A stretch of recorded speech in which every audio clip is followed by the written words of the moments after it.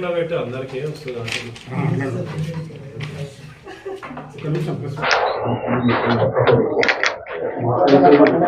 మండలము యాచారం గ్రామానికి చెందిన నక్కలి అశోక్ యొక్క ఫిర్యాదు మేరకు ఆ ఫిర్యాదులో తన తల్లిదండ్రులకు అప్పుల బాధ అయిందో అని చెప్పేసి తల్లిదండ్రులు వాళ్ళ ఫాదర్కు గుండెపోటు వచ్చిందని చెప్పేసి గుండెపోటును చూసి వాళ్ళ ఫాదర్ చనిపోయిన దాన్ని చూసి వాళ్ళ భార్య లక్ష్మి అనటం కూడా చనిపోయిందని చెప్పేసి ఫిర్యాదు రావడం జరిగింది.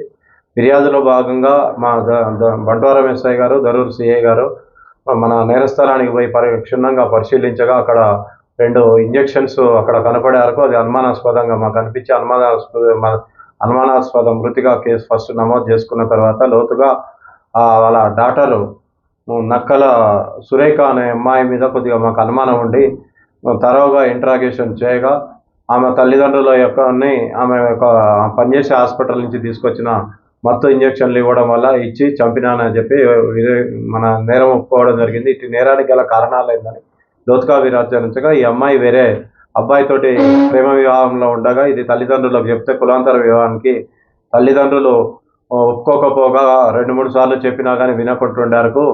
తల్లిదండ్రులు ఉన్నన్ని రోజులు మా తల్లిదండ్రులు ఉన్నన్నాళ్ళు నేను ప్రేమించిన వ్యక్తిని పెళ్లి చేసుకోను అని బాధపడుకుంటూ వీళ్ళని ఎట్లాగైనా చంపిన తర్వాత నేను పెళ్లి చేసుకోవాలన్న ఉద్దేశంతో వాళ్ళ తల్లిదండ్రుల పథకంలో భాగంగా 24వ తారీఖు సాయంత్రం సంగారెడ్డిలోని హాస్పిటల్ నుంచి వాళ్ళ ఊరు యాచారం గ్రామానికి సాయంత్రం 6 గంటలకు రావడం జరిగింది.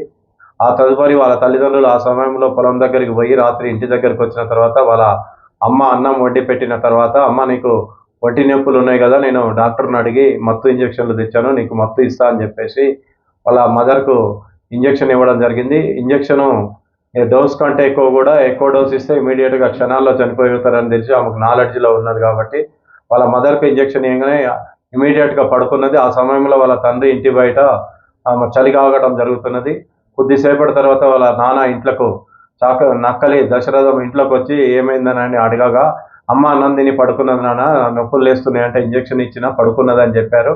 తర్వాత నాన్న నీకు కూడా నడుముల నొప్పులు ఉన్నాయి కదా, నీకు కూడా డాక్టర్ని అడిగి ఇంజక్షన్ తెచ్చినా అని చెప్పి మా పథకంలో భాగంగా వాళ్ళ నాన్నకు కూడా ఇంజక్షన్ ఇవ్వడం వల్ల ఇమీడియట్గా చనిపోయి అలా మదర్ మీద పడటం జరిగింది.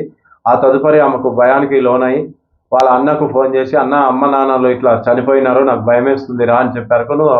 వాళ్ళ అన్న వచ్చి చూసిన తర్వాత వాళ్ళ చుట్టుపక్కల వాళ్ళందరూ కూడా వచ్చి మార్పల్లి హాస్పిటల్ తీసుకుపోయి అక్కడ చనిపోయినారని తెలిసింది. దీని మీద లోతుగా విచారణ చేయడానికి ప్రేమ పెళ్లికి తల్లిదండ్రులు నిరాకరించారు. నేను ఎట్లాగైనా పెళ్లి చేసుకోవాలి, అతను లేకపోతే నేను ఉండలేను అని చెప్పేసి వీళ్ళని అడ్డు తొలగించుకుంటే కానీ నా పెళ్లి కాదన్న ఉద్దేశంతో వాళ్ళ తల్లిదండ్రులకు విషప్రయోగం చేసి వాళ్ళని చంపినది. ఈ కేసులో త్వరగా 3వ రోజే కేసుని డిటెక్ట్ చేసిన మా దరూర్ సిఐ గారికి మరియు బంట్వారం ఎస్ఐ మా సిబ్బంది అందరికి కూడా వికారాబాద్ మా సబ్ డివిజన్ తరఫున అందరికీ కూడా కృతజ్ఞతలు. Thank you. అలాంటిది ఏం లేదు, ఏం లేదు. అబ్బాయికి ఎలాంటి సంబంధం కూడా లేదు. సురేఖ నర్సింగ్ చేస్తుంది, సహస్ర హాస్పిటల్ మన సంగారెడ్డిలో పనిచేస్తుంది, నర్సుగా పనిచేస్తుంది.